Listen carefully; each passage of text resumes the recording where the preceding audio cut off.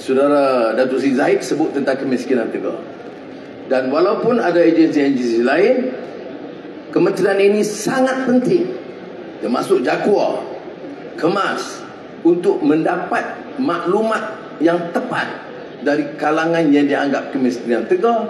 Kerana kita kata tahun ini 2023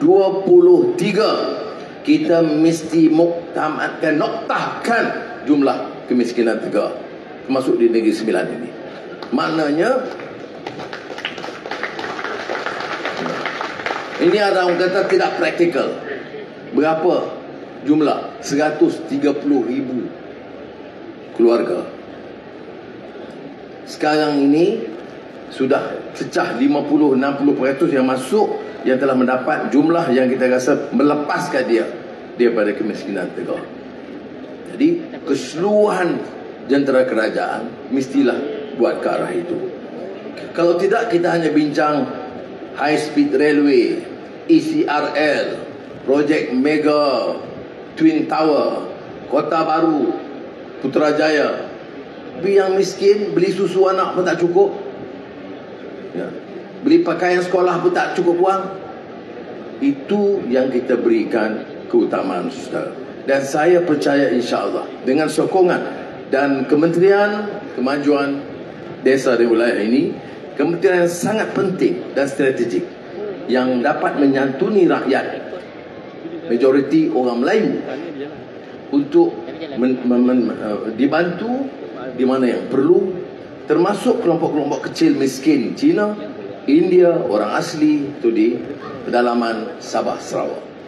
Saya tidak fikir ini harus jadi masalah sekiranya semua jentera itu dapat kita kumpulkan. Dan ini sebabnya kita mahu saudara, terutama di Negeri Sembilan, melihat sendiri apa yang dilakukan oleh Kerajaan Negeri Sembilan, mengetahui program-programnya, dan bukan hanya menggunakan ruang politik untuk menyerang orang lain. Kita beri fakta dan melihat bagaimana penipuan-penipuan dilakukan. Jadi sebab itu saya percaya dengan rekod Kerajaan Negeri Sembilan. Kerana ini pilihan raya Negeri Sembilan tidak lama lagi.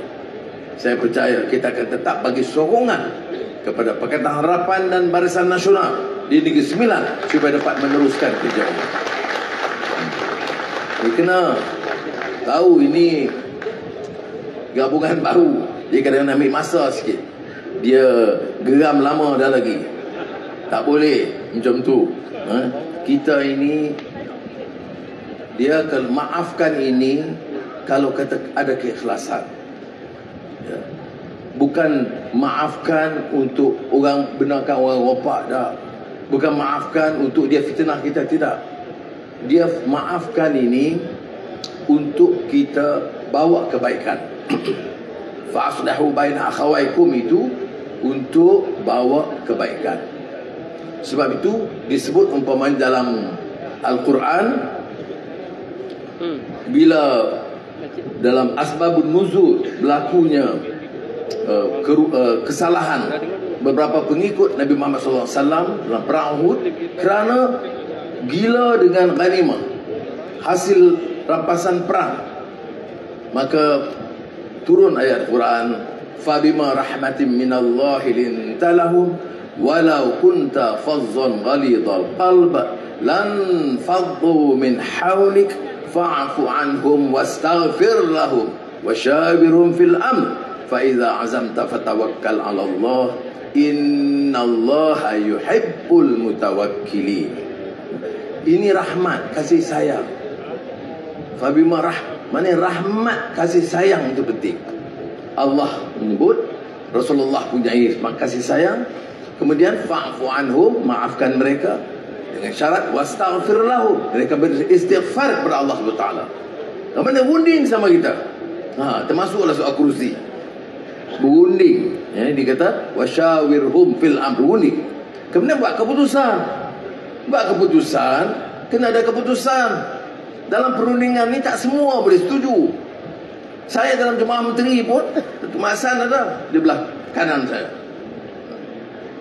Ada yang tak setuju. dalam perbincangan. Tapi dah kita putus, wasyawirhum fil am, kemudian dah putus, faiza azam ta, kalau nampak buat dan ta tu kursi ya, putus, jalanlah. Fatawakkal ala Allah, tawakal kepada Allah SWT. Sebab apa kita tawakal? Kerana innallaha yuhibbul mutawakkilin. Allah itu kasih kepada orang yang bertawakal. Bukan ingat aku paling kuat, aku paling pandai, aku dah khidmat dengan sangat baik, ataupun strategiku terbaik. Ya, semua itu ada kebenarannya. Tapi tawakal Allah kerana Allah kasih kepada orang yang bertawakal. Apakah semua hal di kementerian, menteri buat keputusan, tentu kadang-kadang ada perbezaan pendapat, tapi siapa ketuanya? Menteri. Dan ambil keputusan, tawakal, jalan, barulah kuat jamaah itu. Jadi kita mahu supaya dengan semangat ini kita bawa perubahan. Tak apalah yang mereka cerca dan fitnah, tak apa. Dia kata kalau kita ambil alih, habis Islam di negara ini. Padahal bila kita ambil alih, peruntukan Islam bertambah. Bila kita ambil alih, sekular semua. Padahal JAKIM dan program Islam bukan saja bertambah, tetapi pengaruh dan peranan mereka lebih luas. Jadi ini bertentangan. Kalau kita ambil alih, lelaki boleh kahwin dengan lelaki. Belum lagi lah saya tengok. Ini masalah. Di Perlis ada yang katakan kalau sekarang PH dan BN ambil alih, anak-anak di sekolah habis buka tudung semua, pakai skirt balik. Macam ahli parlimen duk tengok pakaian nurse ni, kita tengok elok je, dia tengok kat mana saya tak tahu. Ini masalah penyakit ni lah. Lebay-lebay ni kadang-kadang kena jaga-jaga. Orang tengok, saya tengok sopan, tutup aurat, dia agak ada teropong sampai ke dalam. Apa? Baik. Jadi janganlah hina. Nurse itu, khidmat mereka, jurawat itu sangat penting. Dan semasa Covid, selepas Covid, orang yang pergi ke hospital tahulah pengorbanan mereka, khidmat mereka. Janganlah kita pelekehkan. Kemudian semalam bagi pula ini saya ganti pengurusi Felda dalam bincang kawan-kawan. Kemudian ahli Dewan Undangan Negeri PAS kata Anwar dah latih dari Sakok. Apa benda ni? Jadi semalam saya jumpa Tari Sakak, saya kata tahniah lah kamu dah kata. Orang kata siapa lantik jadi pengurusi Felda. Jadi kita boleh bergurau lah, tapi yang maksud itu nak fitnah ya. Ini dia keadaan dalam negara kita. Jadi fitnah bila dah kena serang kuat, apa minta maaf. Banyak begitu. Jadi mudah-mudahan negara kita diselamatkan. Pertama, selamat dari sakau. Kedua, selamat dari fitnah. Dan untuk tentukan terus selamat, bagilah sokongan kepada kerajaan PHP.